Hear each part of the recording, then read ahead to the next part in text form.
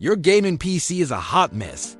The fans are screaming like a jet engine. Your frame rates are dropping in the middle of a firefight.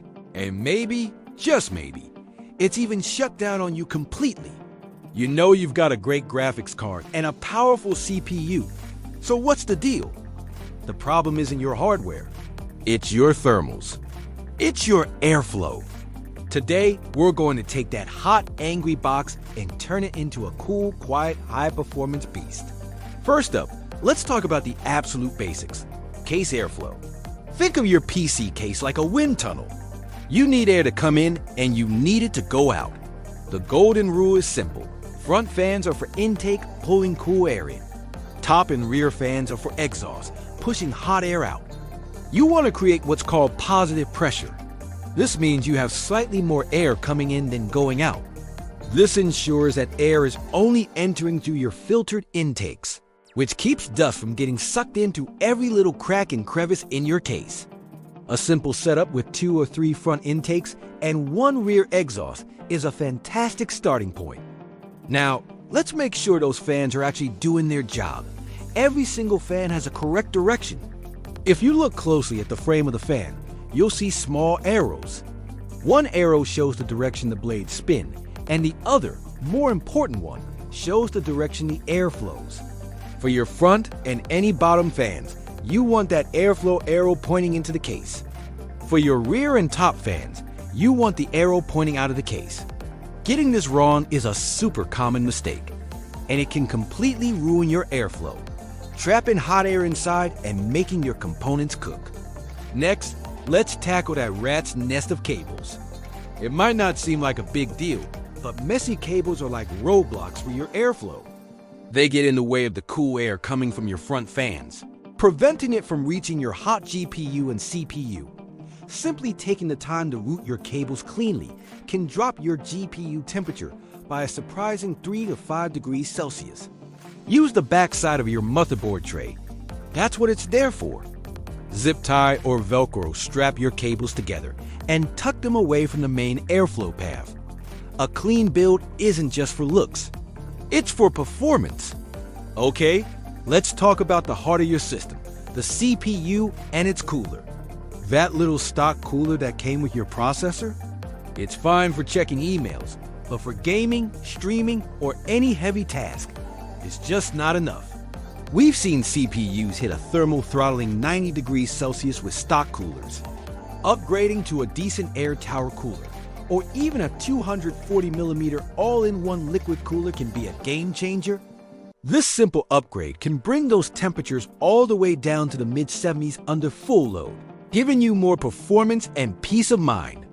While we're on the topic of the CPU cooler, let's discuss thermal paste. This stuff is critical. If you're swapping coolers or just doing maintenance, you need to do this right. First, carefully remove the old cooler. Then, take some isopropyl alcohol and a microfiber cloth or coffee filter and gently clean all the old, crusty thermal paste off both the CPU and the cooler's base plate. Once it's spotless, apply a fresh, pea-sized dot of good quality thermal paste right in the center of the CPU. Don't spread it. When you mount the new cooler, tighten the screws evenly in a cross pattern, like changing a tire. This ensures even pressure and a perfect spread. Too much paste or uneven mounting will create air gaps and destroy your thermal performance. Your CPU isn't the only thing generating heat. Your graphics card and the little power delivery components on your motherboard, the VRMs, can also get incredibly hot. If you notice your GPU fans are constantly maxed out, first make sure your front intake fans are delivering plenty of fresh, cool air directly to it. You can also go into your GPU software and adjust the fan curve to be a bit more aggressive. For the more advanced users out there, replacing the stock thermal pads on your GPU's memory and VRMs can lead to a dramatic drop in temperatures, but this is a more delicate operation. Now for one of the most satisfying steps, creating smart fan curves. Your PC shouldn't sound like a hurricane when you're just browsing the web. Go into your motherboard's BIOS or use its dedicated software to set up custom fan curves for your case fans and your CPU cooler.